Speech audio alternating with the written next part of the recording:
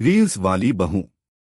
प्रज्ञा को रील्स बनाने का बड़ा क्रेज है और वो दिन भर रील्स बनती रहती है। खाते पीते घूमते घर में कॉलेज में रील्स बनाने के कारण प्रज्ञा को कॉलेज में हाईलाइटेड है। जहां उसकी रील्स सभी को पसंद आती है, वहीं मनीषा चिंता में डूबी रहती है। एक रोज जब खाते में प्रज्ञा रील्स बना रही होती है, तब मनीषा कहती है, 1 मिनट भी चैन नहीं है इस लड़की को।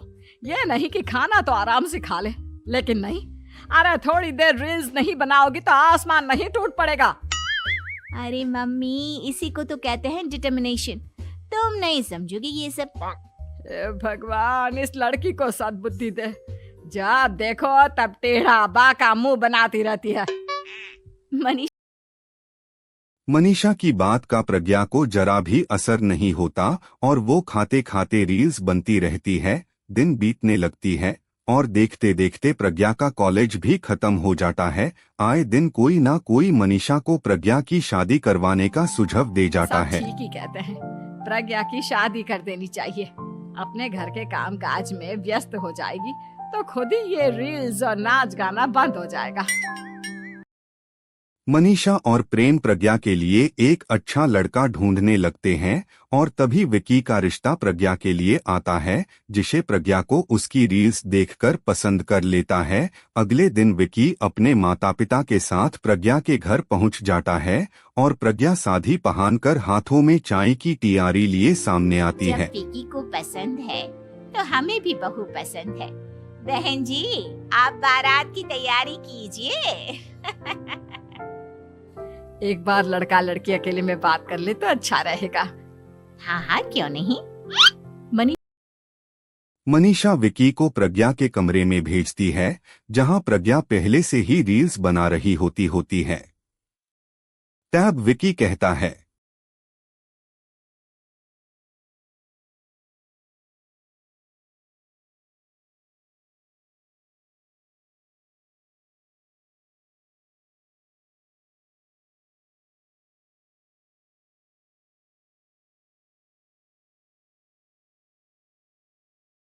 आप साड़ी में चाय लेकर आए। दोनों मिलकर अब मुझे रील्स लगा बनते कि कहीं हैं। मैं जब गलत भी घर मेट में तो ट्यूरेंट नहीं आ गया। पोस्ट भी कर देते हैं। सही है। FIR विकी कहता है। दोनों की शादी पक्की हो जाता है और शादी के दिन बीतकर रील्स बनाने में चूकती नहीं। यहाँ तक कि रील्स बारात के समय नाचते समय भी रील्स बनती हैं। सभी लोग प्रज्ञा की तारीफ के फूल बंधते हैं और प्रज्ञा नाचती गाती अपने ससुराल चली जाती है। सब कुछ अच्छा चल रहा होता है। प्रज्ञा यहाँ भी दिन भर रील्स बनती रहती है, लेकिन कुछ दिनों के बाद जब सुनीता कहती है, बहू, ये रील्स के साथ साथ कुछ काम भी कर लिया करो। वैसे तुझे और क्या क्या बनाना आता है? मम्मी जी, वैसे तो सब कहते हैं कि मैं सब कुछ अच्छा बनाती हूँ, लेकिन मुझे लगता है कि मैं मैगी अच्छा बना लेती हूँ। हाँ, कॉफी भी अच्छा बना लेती हूँ और मुंह तो सबसे अच्छा बना लेती हूँ। हैं?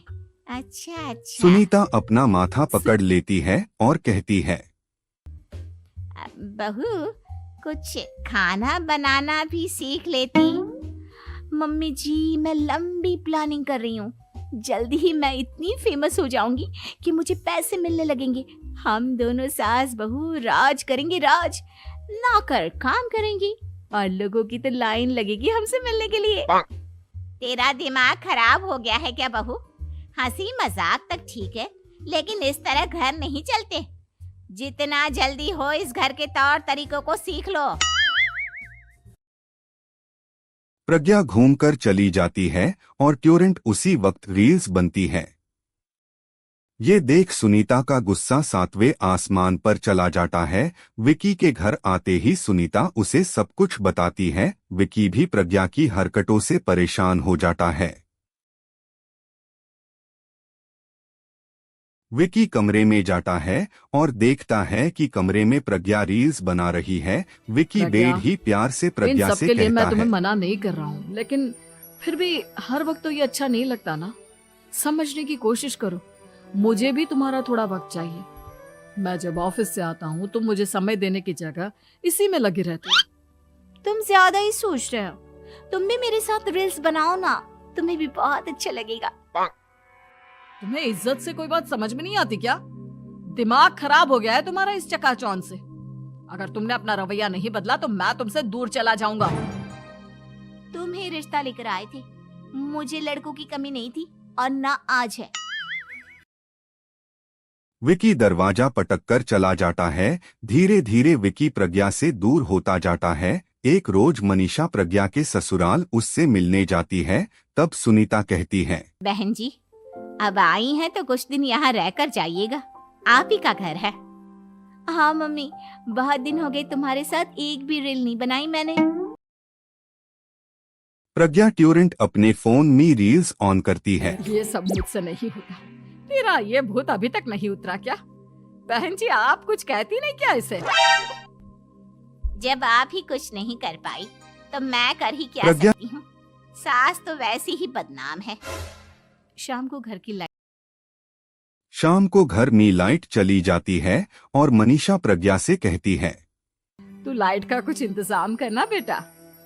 अच्छा कैंडल जला देती हूँ मम्मा।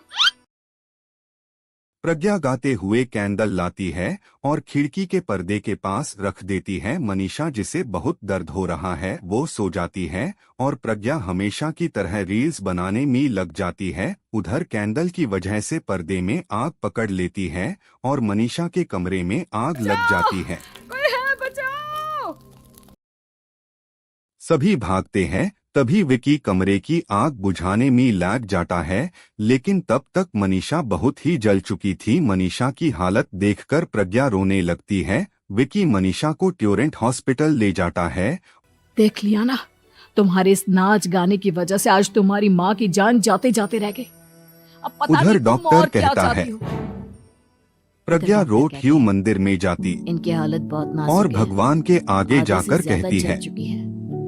प्रज्ञा उधर रोती हुई डॉक्टर मंदिर में कहता जाती है। और भगवान के आगे प्रज्ञा जाकर रोड कहती ह्यू मंदिर में जाती भगवान, मेरी और माँ को भगवान ठीक के कर दो। आगे जाकर मैं कहती है, कसम खाती हूँ हाथ से ये रील्स बनाना छोड़ दूंगी, बस मुझे मेरी माँ वापस मिल जाए। 2 दिन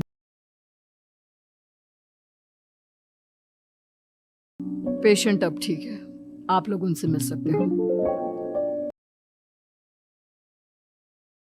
प्रज्ञा उस दिन से रील्स बनाना छोड़ देती मुझे है माफ कर दो और मम्मा। पूरी तरह से मैंने घर तुम में लोगों लग की जाती बातों है। को नजरअंदाज किया। बेटा कोई भी चीज जरूरत से ज्यादा खराब है। मैंने तुम्हें रील्स बनाने से कभी मना नहीं किया, लेकिन हर वक्त एक ही चीज तो सही नहीं है।